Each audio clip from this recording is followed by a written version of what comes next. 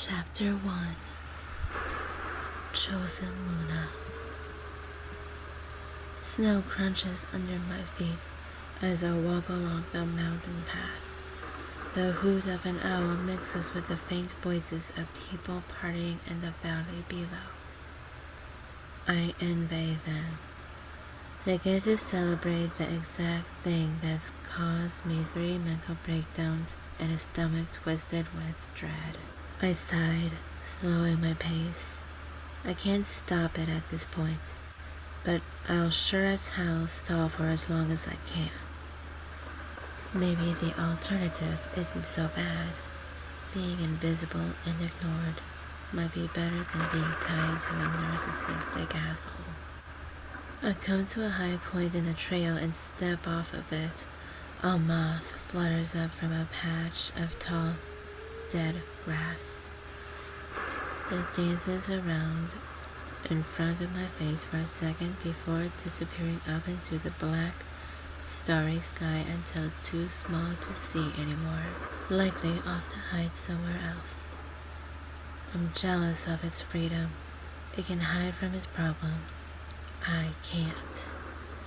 Through a gap in the trees, I look down to where the pack members are preparing for the clearing. Their bonfires burning bright and tall, disrupting the otherwise black shadows and creating a spot of warmth among the cold landscape. Even with the distance, I can see the snow sparkling in the firelight. A beautiful winter night has never looked so ugly. 4 days earlier. This one, or this one? I wonder if squirrels live in the neighborhoods.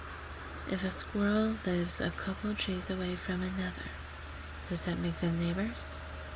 Or what if a squirrel builds a nest in a tree that already has one? Do they fight or do they coexist? Adrienne, opinion? They probably get along. They probably go over to each other's nests and ask to borrow sugar. No, not sugar.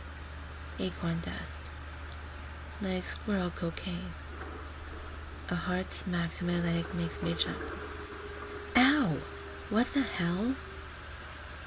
I rub my burning thigh and give Amy a death glare. What did I do to displease Her Highness now? You aren't even paying attention. You're laying there staring at the ceiling like a washed-up cucumber, she accuses. So maybe I'm not giving her my undivided attention.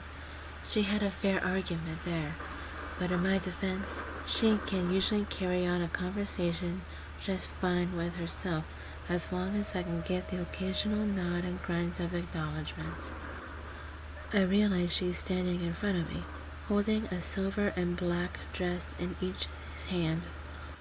After a quick game of eeny, meeny, miny, moe, I point to the black one in order to avoid further abuse.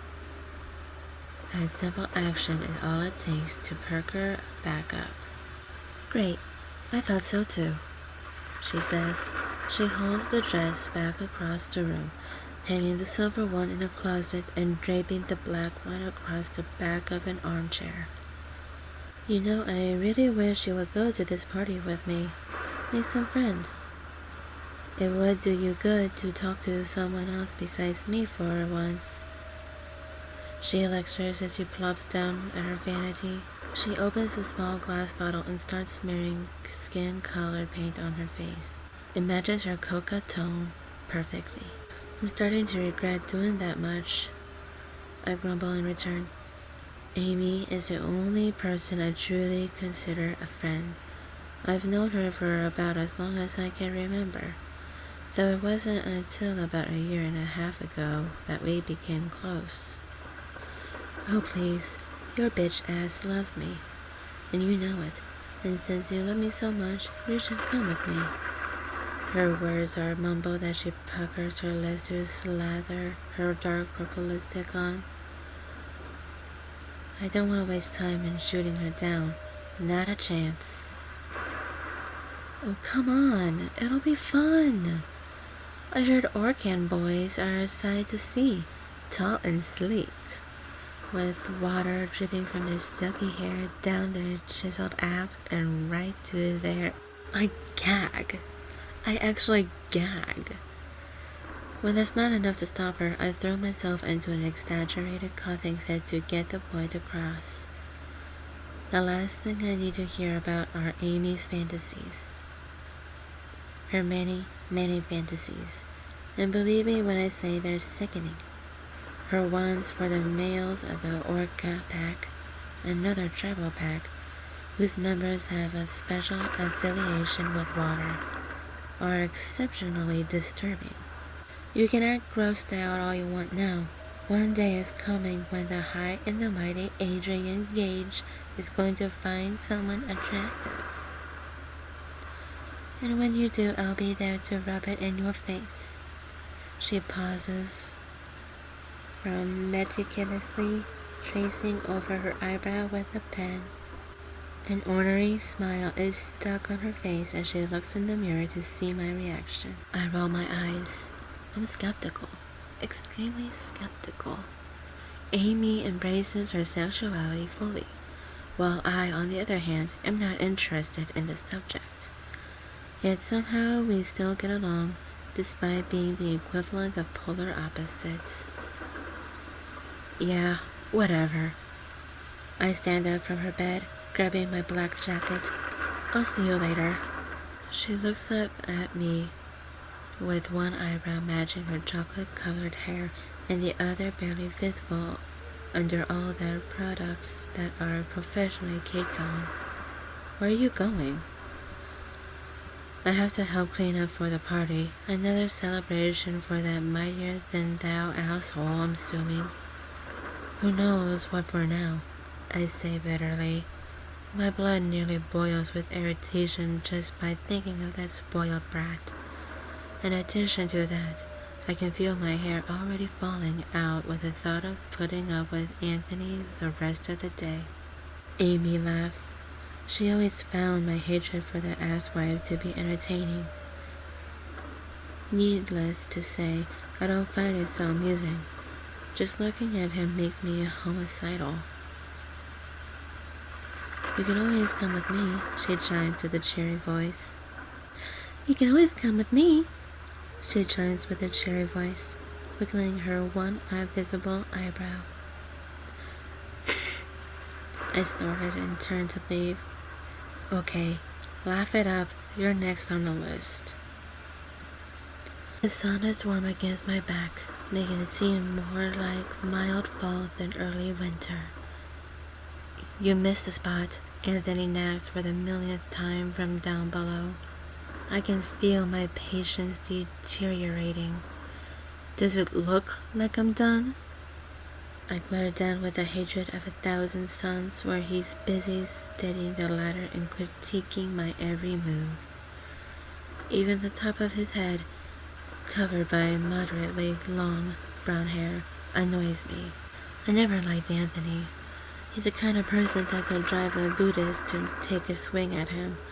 I'm not sure why this unlucky fate picked me as his target, but I somehow always end up getting stuck with him, be it pack, errands, or border patrols. No, but you should get it before you forget. Right there, up in the corner. His innocence, completely clueless tone of voice only makes him all the more irritating. I clench the sponge tighter, causing all of the water to run out and down my arm. Shouldn't you be hanging ribbons or something?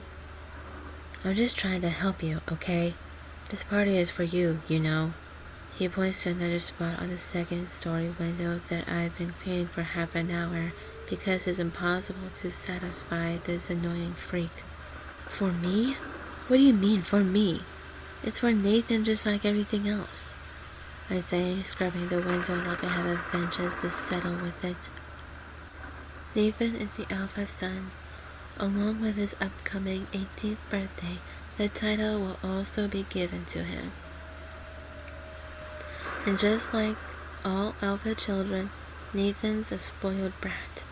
Anything we do as the pack is always for him. One time his father even made us throw a party for his first chest hair. What was even worse is that it was a dinner party.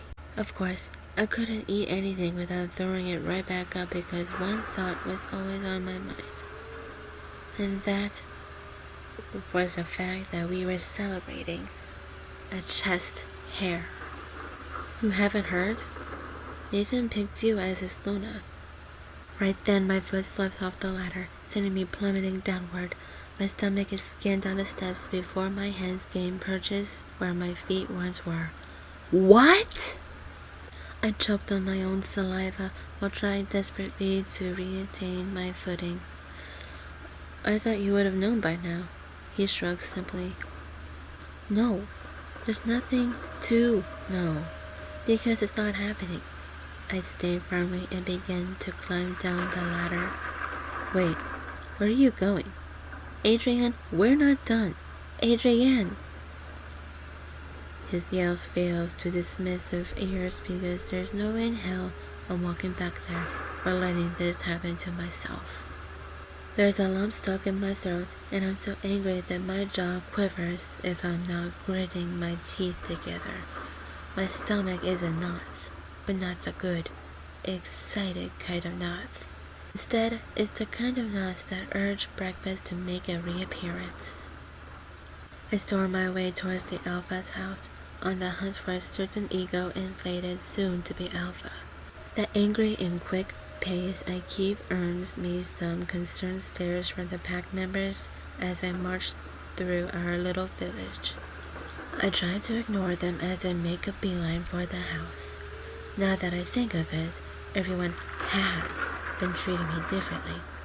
I've been getting dirty looks and side-eyed glares all week, and now I'm just noticing it. They could only be thinking one of two things. Why her? Or think the gods is not me.